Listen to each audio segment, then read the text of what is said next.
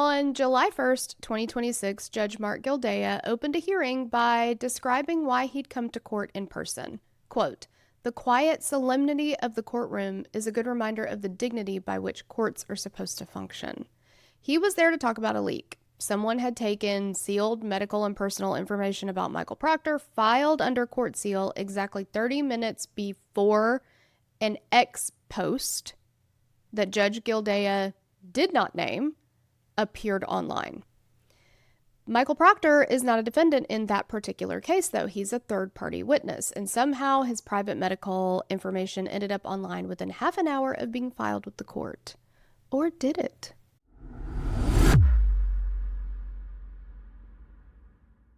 I'm Nikita. And I'm Torella. And this is This Feels Criminal. And welcome back. This is part 2 of the civil side of the Karen Reed lawsuits against Canton PD.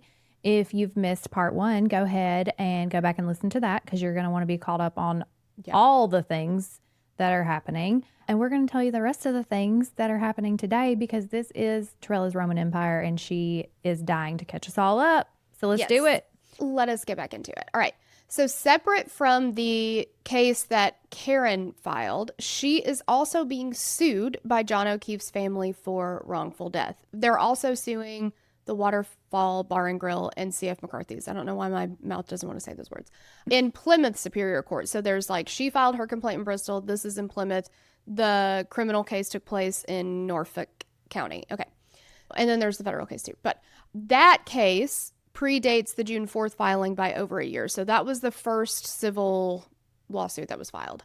Michael Proctor is a subpoenaed third-party witness here. He's not a party in that case in particular. So Reed's attorneys, the same team that are suing MSP and Canton in the other case, are also defending her in this case. And so they're the ones that are trying to depose Proctor. And Alan Jackson came in on this case. So he was one of her, main lead defense attorneys in the criminal case. He also joined this civil action as well. So he flies in for some of the stuff from California. Different judges, different scenarios, different courts, all the things. Judge Gildea had held an earlier hearing. He's doing status conferences and hearings very frequently in this case because there are a lot of moving parts. Karen Reed herself has 10 attorneys in all of these. Yeah. They've got multiple cases that all kind of overlap. They've got she's being sued, but she's suing other people. So a lot of the same players are going to be deposed in all of these different cases. Yeah. And there's just a lot going on and nothing is really moving forward. And he's starting to get really pissed about it.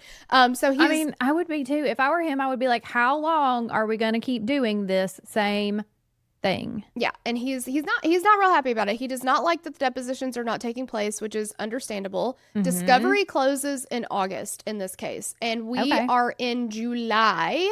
And we have had, I think, 2 or 3 depositions complete, if that. That's crazy. And there's going to be a shit ton of them. So things are not moving forward. We will talk about the different parties fighting their depositions and all of these things, but it's crazy. So there was a hearing that was held on what he called a non-party motion for a protective order. This is Proctor's team asking to delay Proctor's deposition. Now, they decided to delay the deposition. The deposition was scheduled for a Monday morning. It had been on the schedule. And then Friday afternoon, late, they file with the court, he can't come. He's not going to be able to do it. We need to delay his deposition. They had a hearing that morning. And whatever they had filed, a motion or orders or not orders. Motion. Explaining why he couldn't come. But they did not, per Judge Gildea, did not give enough information. He was like, this is insufficient information to justify the delay. If you want to file more information with me, again, under seal, because they're saying this is private information, we don't want it to get out, it's a circus, blah, blah, blah. He's like, if you want to give me more information that will tell me that I actually do need to delay this, you're welcome to do that, but I need that by 4:15 this afternoon. So at 2:22 p.m., this is very important, okay. Proctor's attorney emails the court and all counsel relevant to this, the additional material supporting the delay, material that included, in Judge Gildea's words, quote, sensitive and private medical information. This is filed under a motion to impound. And then according to the court, so in this July 1st hearing, emergency hearing that he called. So he writes an order for an emergency hearing, and he's like, every single attorney on record is going to appear in person for this emergency hearing, and you all have to file an affidavit that says what you knew about this information, if it was disseminated to anybody that you know of, who you would have shared it with. Like, you have to say that you're not the one that leaked this information. Okay. So he says in that hearing that supplemental information gets filed 2:22 p.m. under motion to impound. And then 30 minutes later at exactly 2:52 p.m., similar information that only could have come from this filing, he says, appeared on X. And he does not name the account. He doesn't give any information about what the post said. He just says it was similar to what was in the filing and appears that it would have come from that information. So he feels that it was leaked. Okay. So he had them, before this hearing, they all filed their certifications. No, it wasn't me. No, I didn't have anything to do with it. No, I don't have any idea how it happened. But he is not satisfied with this because he says on the record, quote, somehow an X account holder, not part of this case, apparently received information that was at least provisionally impounded. Orders of the court have been violated either directly or at the very least in spirit. Oh, okay. And then he spent the rest of the hearing. I watched this in St. Croix. I watched this hearing live because I was like, what the fuck? It was short. He had a prepared statement. He sat down. He read all this shit out. He did not give anybody didn't let anybody be heard.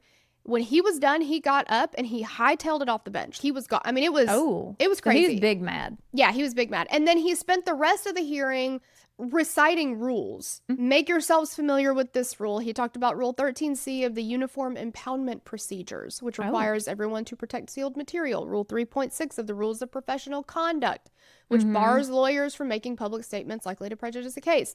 He did say he wasn't going to go there yet with a gag order, but he was like, essentially, he was like, but I can do whatever I want to do, and if I decide that's appropriate, then that's what I'm going to do. What he did do, though, is he said, I am going to temporarily stay any further discovery involving Proctor. So you can't finish his deposition because he was ordered at that one hearing because even that provisional or additional information, the judge was like, that's not good enough. He needs to sit for his damn deposition. So he started it on June the 25th, I believe, but it had to be continued because they didn't finish it that day. The date they chose was July the 14th. Well, then this happens. And so then he's like, never mind, no more discovery on Proctor until we figure all of this out. And then he said, I'm temporarily staying further discovery on him, but if I need to, I'll make that permanent. And I was like, what? Yikes. Okay, here are my questions. Obviously, he saw or someone brought to his attention that this was on X. So why are we not figuring out who owns that account and who they know in this group of people? We've got a limited number of people, okay? We're not canvassing the town here. We should be able to make some connections fairly quickly, I would think. No? I mean, okay. I appreciate, though, that he's, like giving them the opportunity to tell the truth first. But you know what you don't want to do as an attorney? Have to show up to a hearing where the judge reminds you of the rules and is very specifically like, familiarize yourself with these, because that is the equivalent of your parents just reaming you and being like, I'm not mad, you're not in trouble, but I am disappointed, and it would be in your best interest to learn right now, immediately. Exactly, because it's like, okay, obviously they're familiar with these rules. Yeah. And he also told them they needed to all get together themselves and come up with some sort of stipulation that would ensure that nobody's going to leak private and sensitive medical information for any parties or any part of the discovery. And then he would make that into an order, which again, I'm like, they already aren't supposed to do that, right? Yeah. Like they're not supposed to do that. But that also, by having them do it that way, makes it a violation of a court order, which amplifies the infraction, instead of just a bar complaint. Now it's also an issue with the court. Yeah, because he was like, then I'll sign that into an order, and then if anybody violates that, I can impose sanctions, I can dismiss the case, I can fine in favor of the O'Keeffes outright, and then blah, blah, blah. So He also made some interesting comments during this hearing. Again, it was like him with this prepared statement. The whole thing was honestly really strange. But he kind of implicated that he believed that the leak came from Karen Reed's team. He has made comments in the past in other hearings about don't file anything in your motion that is pandering to social media. He has specifically kind of like hammered Karen Reed's team about that, which is interesting because the O'Keefe's lawyer, Matt Diller, Mark Diller, Matt Diller, I forget his first name. It's an M. He actually accused the Reed team of doing things. He accused Karen Reed of saying something on a recording that she did not say. And so then when the judge actually listened to the recording, he was like, where in the fuck did you get that? That's not even close to what she said. And he was like, my bad. There have been things that and he's put that stuff out in the media and then it's come out, turned out to not be true. So it's like, it feels very like Judge Cannoni in the criminal case where she had grave concerns with everything the defense did. But when the prosecution is outright inverting video evidence or hiding information, or Proctor is holding back information that they later found in a drawer in his desk that should have been turned over. There were no grave concerns there. I don't know. Anyway, whatever. Okay, so he seems like he's got disdain for them putting anything in the media and all, which fine, I get it. Yeah. Like, you want to be professional, all the things. But he made some comments that were like, you could tell he felt like it was the Reed parties that had something to do with this. And when the clerk was like calling roll, because again, there's 32 attorneys that were supposed to be there and present and all of that stuff. So the clerk is like calling roll at the beginning of this hearing, and he had not said Alan Jackson's name yet, who would be the biggest name that's there, right? And Judge Gildea actually stops the clerk and he goes, Mr. Jackson deserves the free publicity too. Like, make sure you call his name too. And everybody kind of like chuckled, but it was like, well, what the fuck is that supposed to mean? Yeah, like, that feels like very backhanded. Like, it why? was strange. He also talked about the fairness of the system. He said, quote, whatever opinion one may have of a non-party, even if warranted, such an opinion does not allow for the disparate treatment of such individuals. All people deserve fair and equal treatment in our system of justice, regardless of any personal characteristic, which, yes. Agreed. Sure. Tell that to Michael Proctor, though. Yeah. That applies across the board, right? We're talking to everyone? And including the defendants that he has investigated. But he's telling them, stop trying the case in social media, familiarize yourself with the rule on extrajudicial statements. And in his words, quote, be what a trial lawyer should be, one that tries their case in the courtroom. And then he told them, you guys come up with your own plan. I'll sign it, blah, blah, blah. And then he goes, this is the anniversary, the 250th, anniversary of July the 4th. And he's like, I want to remind you of your oath to do no falsehood and act with all good fidelity as well to the courts as my clients. And then he was like, okay, have a happy 4th. I hope you guys have a great holiday weekend. And then he just bolted off the bench. Okay. And Alan Jackson stood up immediately and was like, are we not going to have an opportunity to be heard? And the clerk was like, this isn't even my regular job. I'm not even normally here. And he's like, okay, can you go get him to come back? Because we would like to be heard. And he was like, absolutely not. And then the feed just cut. It was bizarre. All right. That's interesting. It's interesting. Yeah. I love that. I kind of love that. I mean, it sucks, obviously, but that he was just like, no questions, thank you. Yeah. I'm not open to feedback at this time. Thank you. No, thank you. No, thank you.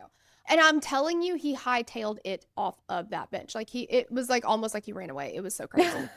He did also name, though, in his statement, Aiden Carney, who goes by Turtleboy on the internet. He is a reporter, an independent reporter. Okay. There's a lot of people that don't like him. That's fine. He has a different method of reporting things, and he can be aggressive and he can be brash and all these things. But I've heard of him. I don't think I've ever seen his video. I would not be able to pick this man out of a crowd. Oh, okay. Well, I know a lot about him, but obviously. So he's a huge part of this case in general. He first started, and he lives in that area, he first started reporting on this case in, I believe, 2023.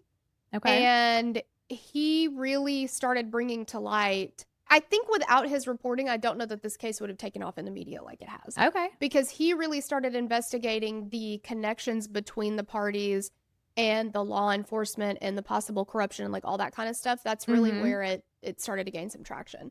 So what was interesting about this is Gildea calls this emergency hearing, and he says this X post, which again, he doesn't say who posted it. He doesn't say where it came from. He doesn't say how he got it. He doesn't say any of that. He just says there's an X post and it mirrors the information, essentially confirming that the X post is true, right? Yeah. That the information they have is correct, accurate, or whatever. Yeah. And so people online were like, well, Gildea just told everybody that what we heard is true, which was that Proctor had checked himself into a mental health facility, McLean in Massachusetts. We know about McLean now because of Lindsay Clancy. Mm-hmm. And then he went to a facility in Florida around the same time of the scheduled deposition. So that's what Turtleboy had reported prior. And so people are like, well, then I guess that's true, right? Mm-hmm. Now, he did say when he reported it that he wasn't sure if it was true. He had heard this from a source. Okay. Again, there are plenty of people that don't like the way that he does his reporting and things like that. Okay. There was another creator who on YouTube his name is Larry Foreman. He's an attorney, but he goes by DUI Guy, or at least used to on YouTube. He also received the same information and had also posted about it or talked about it or whatever. But at the time of the hearing, at least publicly, it was not known, and to the attorneys, where Gildea got the information, who would have posted it. So then people were trying to go online and be like, well, where is a post that appeared at 2:52 p.m.? I was going all through. I was looking at Kay Peter. I was looking at Turtleboy. I was looking at Grant Smith. I'm going through the kind of main players and being like, okay, who are we seeing here? There's nothing at 2:52 p.m., which we'll get into. The same day that this hearing happened, because remember, Alan Jackson was like, squeeze me, I flew all the way here and none of us can even be heard. Like, that's insane to me.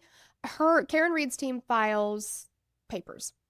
Okay. And they were arguing that the entire premise of Gildea's just absolute fury was wrong. Not that he overstated it, not that it was just plain wrong.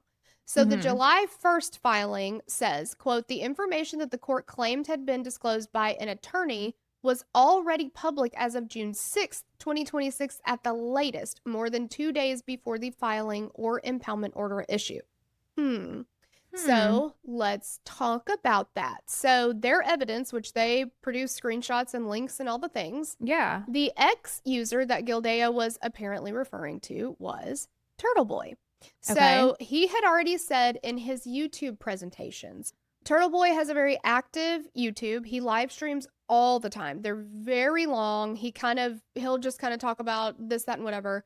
His blog is insanely long. Like he's got a lot of posts about all of these different things. He's like, got all of these things or whatever. The special prosecutor Cosgrove in his witness intimidation cases, which is like a whole other leg of this whole thing. He's the defendant in that. Doesn't understand YouTube because bless his heart, he's 150 years old. And so whenever he talks about Aiden Carney's YouTube live streams, he's like in a YouTube presentation, blah, blah, blah. So anyway, in a YouTube presentation on June the 6th, he said, listen, I got an email from somebody who said their wife, I think, was a coworker with somebody who knows Proctor or Proctor's family, something like that. But it was like a friend of a coworker of whatever. And he's like, I don't know if this is true, but this is what they're telling me. They're telling me that he and his wife are separated, which they should be. And God, I hope so, because he's horrific. Horrific. On a good day, he's horrific. Exactly. And for her to, all of this shit to be, oh my God, I feel so bad for her. It's terrible. That they're separated, that he had checked himself into McLean, and then he went to Florida. Okay.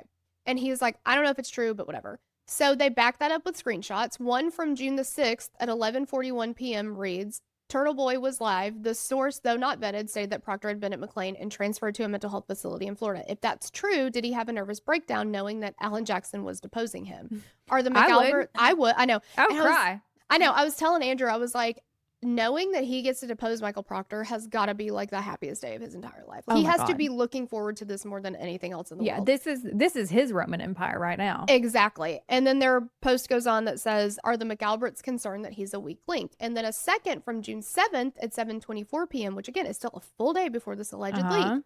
I'm sorry, but if Proctor is in a hospital in Florida, did they not know this before the close of business on Friday? Because that's when they filed the motion. Yeah. And obviously they would know. Obviously they would know. So why did they wait? Again, when Reed's counsel was like, excuse me, can we be heard? Because presumably they had this information and they wanted to raise their hand and be like, no, that information was already public on June the 6th. So there was no leak. Judge Gildea would not return to the bench and he wouldn't hear anybody. And they put that in their hearing. They said he refused to allow comment and refused to retake the bench when asked, which is weird. Isn't that weird? I mean, a judge, they can do that, Yeah. right?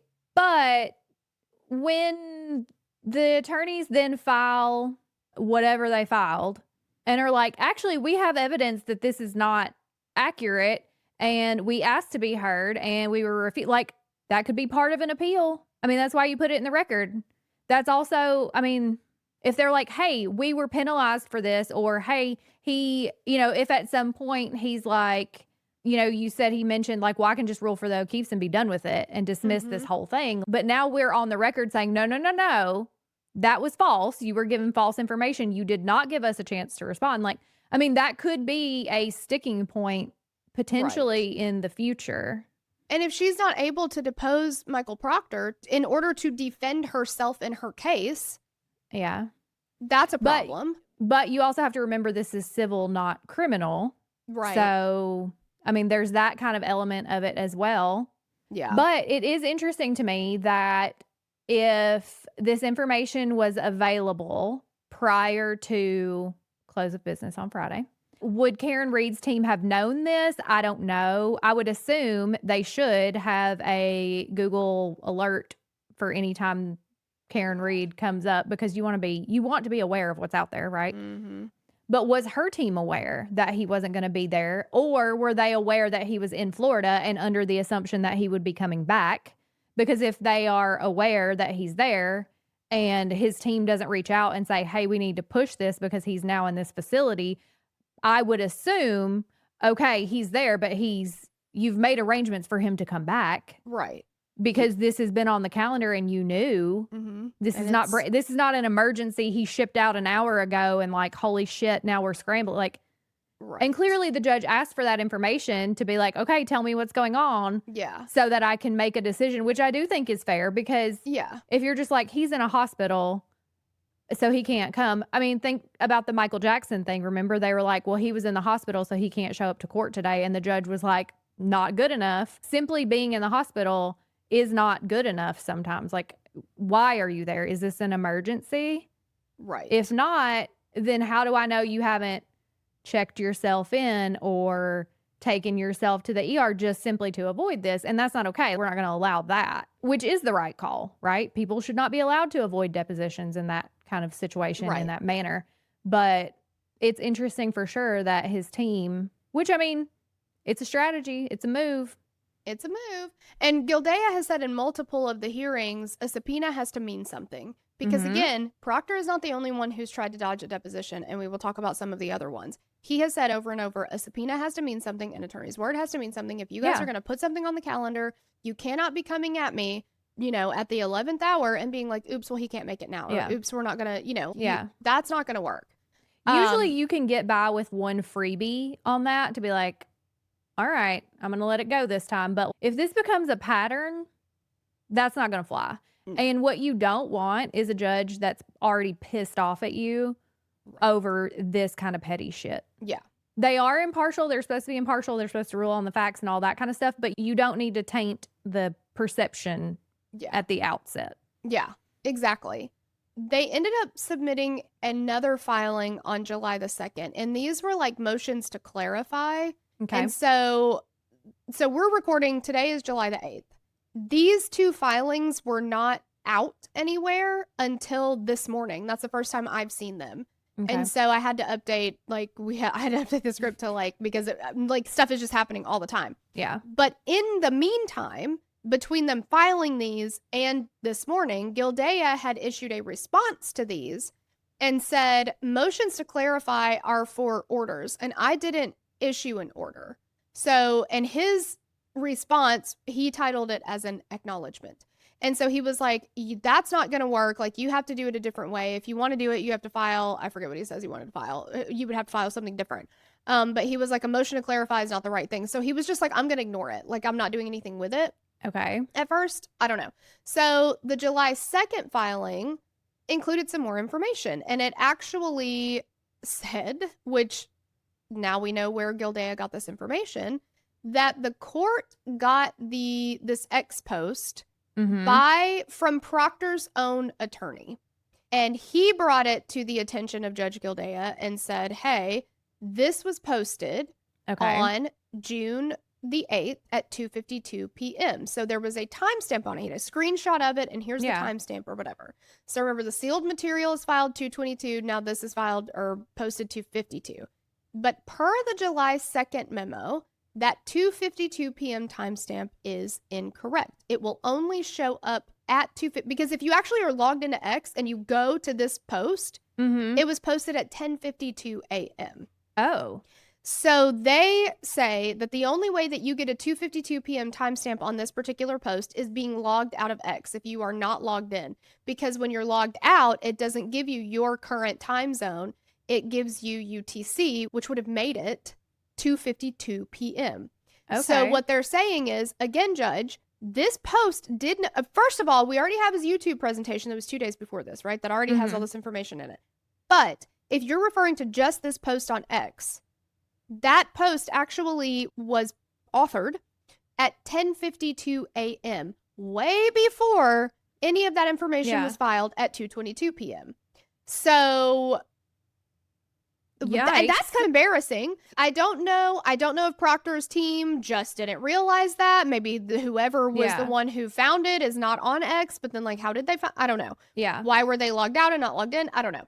So Reed's team is asking that the court clarify that there was no violation that occurred because you said you found that it was either violated directly or in spirit.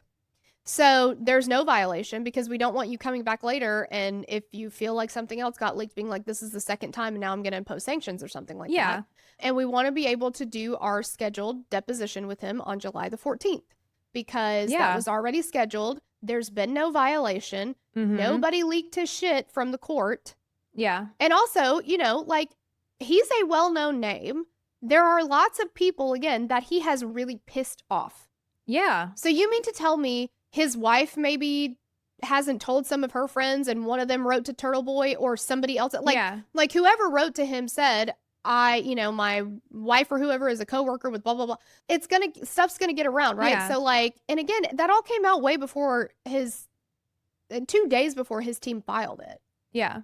So, I don't know. It's very interesting. So we don't know. We don't know what Proctor's team knew, didn't know. We don't know if they knew that the timestamp was incorrect. I'm very interested or intrigued that the judge ran with it and called an emergency hearing and made such a big kind of spectacle of it when he spent most of his time on the bench talking about the lawyers not making a spectacle out of this. Yeah.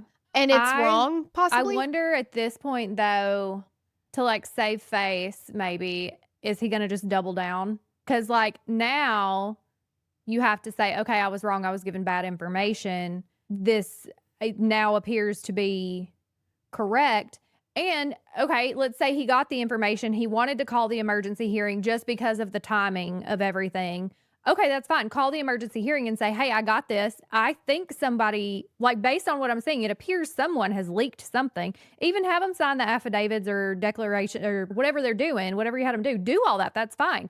Sure. But to say definitively, I got this information, I know someone in this room leaked it, and then not give them the chance to respond or anything. And then now it comes out and they're like, hey, actually, we had this the whole time. We've had this the whole time. It's not a good look. Exactly. And so now then you've got that kind of like, we're here talking about institutional rot. Yeah. And how high up does it go? And we know it's in the DA's office and it goes all the way up to Michael Morrissey, the sitting DA right now, who's he's not running again for re-election. Thank God. Well, yeah. Where do the tentacles lead? I'm not accusing Gildea of anything, but I do not like the, and as we sit here and record, we might get off of here and he may have filed something else. I don't know. But as of right now, in this moment, he has not acknowledged that there was an error. That information could have been brought at that hearing, that it was already public before then.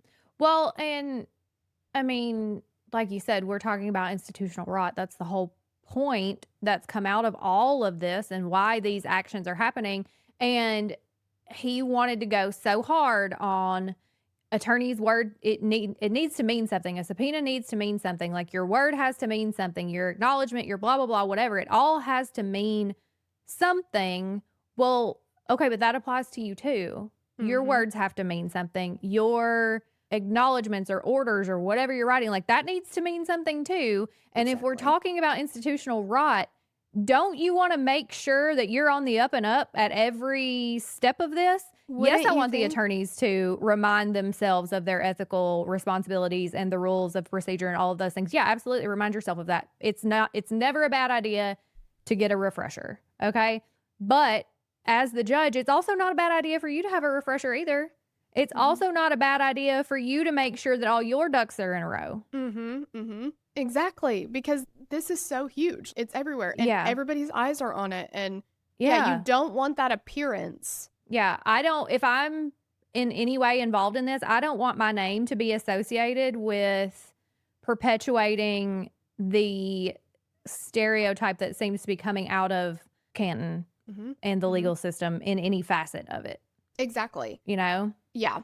He did, in his acknowledgement filing, or whatever, he did say, though, remember, he wanted them to come up with that stipulation or whatever. Yeah. He said, I invited both sides to agree to a confidentiality stipulation covering anything private that comes out of, like the rest of Proctor's testimony and discovery there.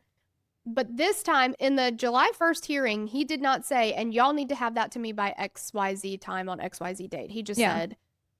There was no deadline. It was kind of more of a suggestion. If you guys want to come up with that, I can make it in order, blah, blah, blah. Well, in this filing, he said, you have until 4:30 p.m. on July the 9th, 2026 to reach one, or I will impose my own terms, and I'll issue that as an order. And he wrote that on July the 7th. So he gave them 2 days to meet and confer and come up with their stipulation, or he's going to do what he thinks is best, which, again, he had said. Yeah. Could be, I don't let you do any of it. I impose if I'm sanctions. either side, well, I guess if I'm the O'Keefe side, I'd be fine with it, because he's already kind of indicated that I could just dismiss this case and rule for them and be done with it. But like, I don't want you to come up with your own rules. I don't like where you've been headed with this. I don't like that you didn't verify your source. I don't like that you accused everyone of leaking something and then did not give us a chance or an opportunity to say, actually, here's some information that is contradictory to that, or that proves it. Like, I don't feel confident in that. I don't feel comfortable with that. If I'm Karen Reed's team, I'm like, oh no, we're going to come to our own conclusions. Thank you. Yeah, exactly. I mean, it's a lot. Yeah. These are not the only depositions that have been dodged. Dodging depositions is something we can add to Canton's favorite activities. Drunk driving, dodging depositions. The D's. Okay, so there was a hearing in the wrongful death case. So this is O'Keefe's versus Karen Reed, Waterfall, C.F. McCarthy's. Over Brian Albert's nephew, Colin Albert. Now, again, he's a victim in the witness intimidation case, the criminal. Gotcha. There are so many cases. I know. So he's one that is alleging witness intimidation. His witness intimidation is apparently Turtleboy going up to D&E Pizza, which his dad, Chris Albert, owns. Nobody was there, and I guess there was like a ring camera, and he was like, Colin, are you there? Chris, are you there? Did you guys kill John O'Keefe? Do you guys know what happened to John O'Keefe? They charged him with 1 count of witness intimidation for that. They call it window intimidation, like online. It's fucking crazy. So anyway, Colin Albert. He was there the night of John O'Keefe's death. Okay. He claims he left at like, I don't know, 12:10, something like that, a.m. He says his cousin, Allie McCabe, picked him up, Jennifer and Matt McCabe's daughter, that she picked him up, drove him home. He left before John O'Keefe even got there, is what he says. Now, it appears that his phone records and Allie's phone records don't support that, but we don't have all of it, so that's where he comes in. So he's supposed to be deposed in this case. They subpoenaed, noticed this deposition in February of 2026. They had a schedule of April the 29th, a scheduled date that his attorneys agreed to, he agreed to, whatever. And then before that deposition, he refused to produce the documents, and so it got rescheduled. In between... Just refused, and they were like, okay, well, we'll reschedule? Like, they were arguing about the documents, and so... Okay. So, according to Colin Albert's team, The Reed team is the one who canceled it. And they were like, Okay. we didn't cancel it. We rescheduled it because we needed those documents in order to do the deposition. Right, And yeah. Albert is saying, I shouldn't have to produce all these documents. It's too broad. It's too much. It's too this. It's too that. And they're like, well, then we need to reschedule it because we need the documents before we can do the deposition. So it's Okay. supposed to happen in April. It got rescheduled for June. Mm-hmm. During that time period, Colin Albert's little ass enlisted for the United States Army. And he shipped off to basic training. And so his attorney was like, he's unavailable. I think they gave, and now I'm pulling dates from my memory because I've watched all these hearings. It was like May the 27th or something. Or no, because they tried to do 27th. May the 20th, I believe it was. Colin Albert's attorneys were like, he's not going to be available for the rest of the discovery period after June the 2nd. So if you wanted to pose him, it's got to be before that. And Reed's team was like, the fuck? Like, we have a bunch of other depositions. Like, we have a lot of other stuff. Like, you're only giving us, like, very little notice and blah, blah, blah. And so they were like, okay, well, the only dates, because obviously different attorneys are going to depose different witnesses. You've got different people who are focusing on each person. So the attorney that is supposed to be responsible for Colin Albert's deposition was like, the only fucking date I cannot do is, like, May the 27th. And they scheduled it for May the 27th. And so, like, Waterfall was there, McCarthy's was there, and O'Keefe party was there, but Reed's team was not there. So they tried to use that as a flex in court, and they were like, well, he sat for the deposition, and they just didn't show up. And Reed's team was like, no, I told you guys I was the only, I'm out of town. I've had a trip planned for that, whatever. You didn't give us very much notice. Albert's team tried to say, well, they canceled it, so they should have issued a new subpoena. So he was not under subpoena when he enlisted in the Army, and Judge Gildea was like, no, the fuck not. Like, he had a subpoena. Yeah, he did not side with them. He was like, he needs to figure out how to get here. You've got to figure something out because his attorney was like, well, this puts, undue burden on Colin Albert because he's in the fucking military now, Judge. Like, he can't even come back. Like, he's under the command and control of the military. His days run from 4:30 a.m. to 9 p.m. We have very little time to even talk with him. And I don't even know how I'd get him out because now the military has him. And he's not being held captive. No. And the judge was like, he imposed this burden on himself. He knew that he had a subpoena and he joined the Army anyway. So ask me if I care. Yeah. So he's supposed to come back. However, they had filed a motion to compel. And the judge was like, I'm going to hold off on that. But he did say that Colin Albert does have to produce documents like phone records. Okay. That's a win. Yeah. Initially, they were asking for every communication between him and his parents and him and other people from January the 29th, 2022 or the 28th until now. And so the judge was like, let's restrict it a little bit. Lot. Yeah. That's fair. That's reasonable. He did give them still quite a lot. So he says, you need to produce phone records. Let's see, I have it written down somewhere. Where is it? It's from that night to, I believe, June 18th, 2025, which is the day that Karen Reed was acquitted. So he's not letting them have anything after further than that. But here it is. But it will be to or from Karen Reed, which I can't imagine they've ever texted each other. Yeah. John O'Keefe, Michael Proctor, Carrie Roberts. She was one of the people that found John O'Keefe's body that morning. Chris and Julie Albert, Brian Higgins, Brian and Nicole Albert, Matthew and Jennifer McCabe, Brian Albert Jr., and Yuri Buchanan. Why is Allie McCabe not on here? Because I don't know. I don't know if I just didn't type that or because she's the one who picked him up that night. Yeah. Well, is she also being deposed? Yes. She did sit for a deposition. Okay. That may be why. But also, because then she would have to produce her own stuff. Yeah. Okay. And I know you said he probably wouldn't have talked to Karen Reed, but you cover all your bases just in case. Yeah. And then, but I would also say I would want any communication to or about them. Yes. And so it also has to include any responsive communication that is related to the death of John O'Keefe, the investigation into it, all that kind of stuff. Okay, cool. Now he says, I went back in all my text threads and I typed in search terms like Karen Reed, John O'Keefe, and nothing came up. So we'll have to see what happens with that. But, okay, so Colin Albert's still not the only one trying to dodge a deposition. All right, now we've got retired Lieutenant Brian Tully. Tully worked for the MSP, and he is like, Yuri Buchanan was like the direct supervisor over Michael Proctor, and then I think Tully is like over them even more. Okay. So he's a big part of this. He's a big part of the Aiden Carney Turtleboy investigation with the witness intimidation to the point that it's fucking insane, which we don't have time to go into today. But he had a subpoena served on him May the 5th, 2026. They wanted documents by June the 1st. They wanted a deposition on June the 11th. He asked to reschedule, and Karen Reed's team was like, fine. So they land on July the 8th. Then after a hearing with Reed's team is like, we didn't know this was coming. Tully's attorney files a motion to quash the deposition altogether. They don't want to do it at all. Okay. And he says, I'm just not going to do it at all.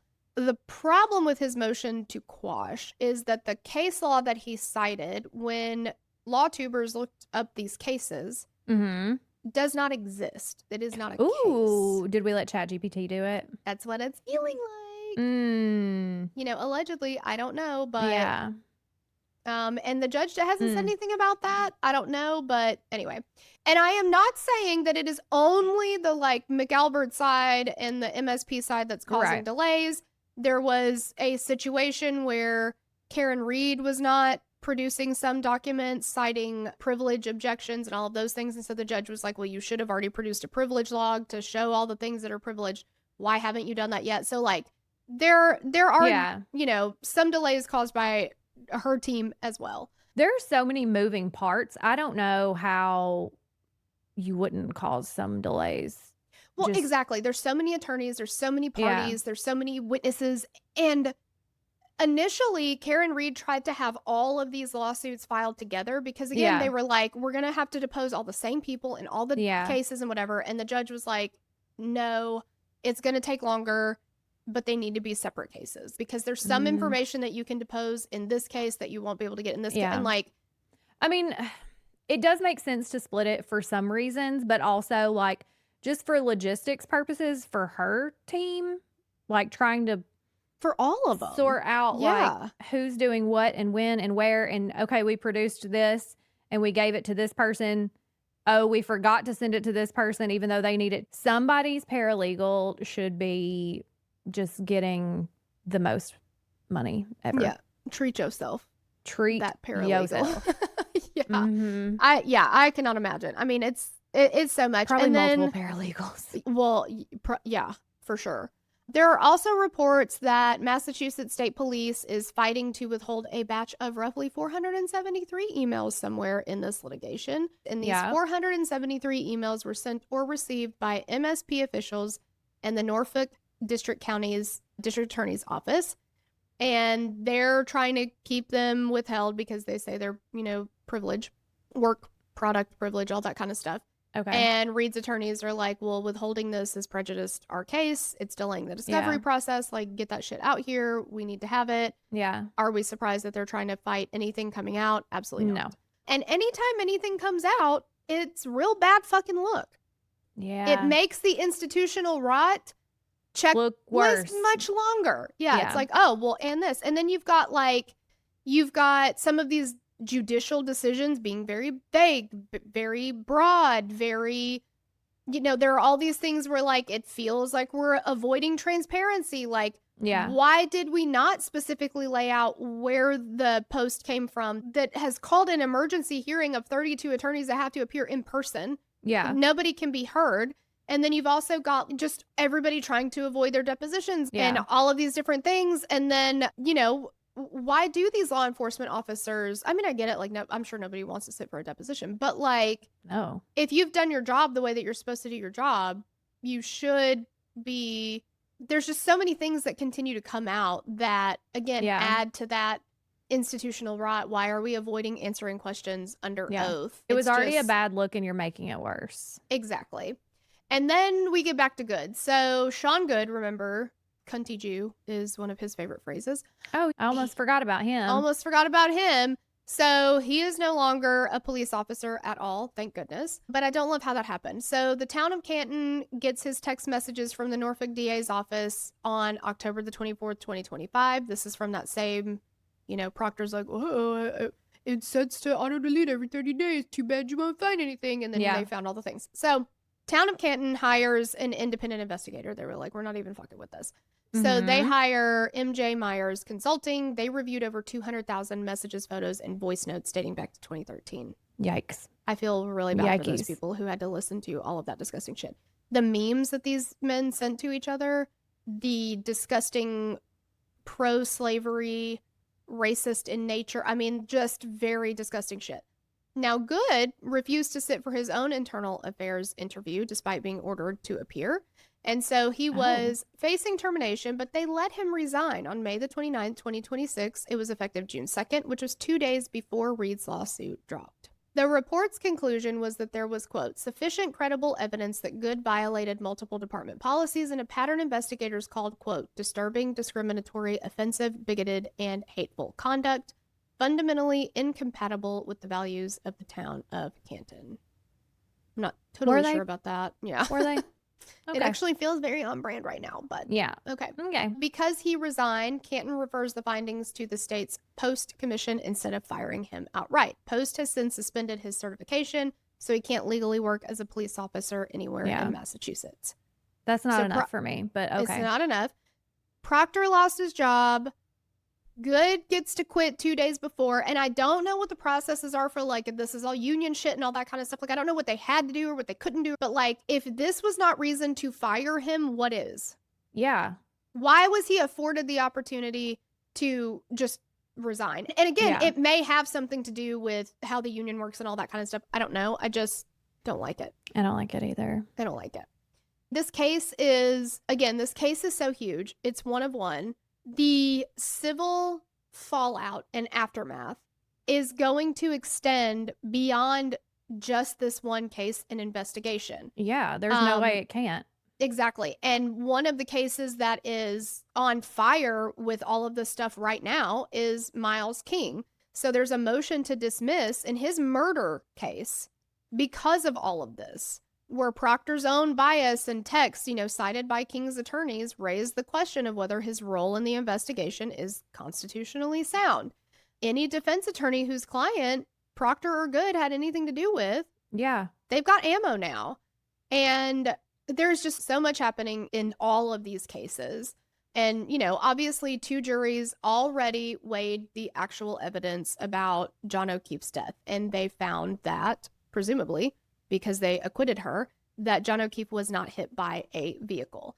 Mm-hmm. And again, these civil cases are addressing that institutional rot and how all of these, at least these 2, but I venture to say more, police officers felt comfortable conducting themselves in the way that they did, and then how many other investigations are affected by this, and then how many cases like this. I feel like John O'Keefe's murder would have been so easy to solve if they did an investigation on it.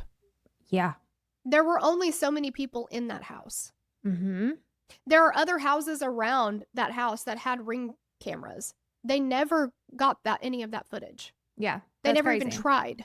Yeah. It's willful ignorance at this point, it seems like. I mean, it's insane.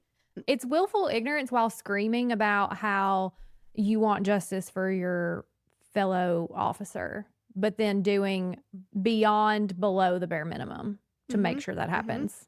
Exactly. And there are just so many other cases that are connected with this. Like, again, Turtleboy has now been charged with witness intimidation, and we didn't even touch, all of the aspects of that. He's facing like 100 years in prison for all the different counts of witness intimidation. That's crazy. For reporting on the case. Now, does he have the methods that maybe are aggressive or maybe we don't like? Okay. But is that witness intimidation? And they've tried to get Karen Reed on the witness intimidation stuff too, and she's been not indicted by a grand jury. So, but they're still trying to get her phone, both of her phones, all of the records in it, because they are still trying to find evidence of her colluding with Turtleboy for witness intimidation, because they say that the McCabe's and the Alberts had nothing to do with it and blah, blah, blah. Anyway, so there's all of that. We have all of these multiple lawsuits. In the Miles King case specifically last year, and this was I can see his face, and now I can't remember his name.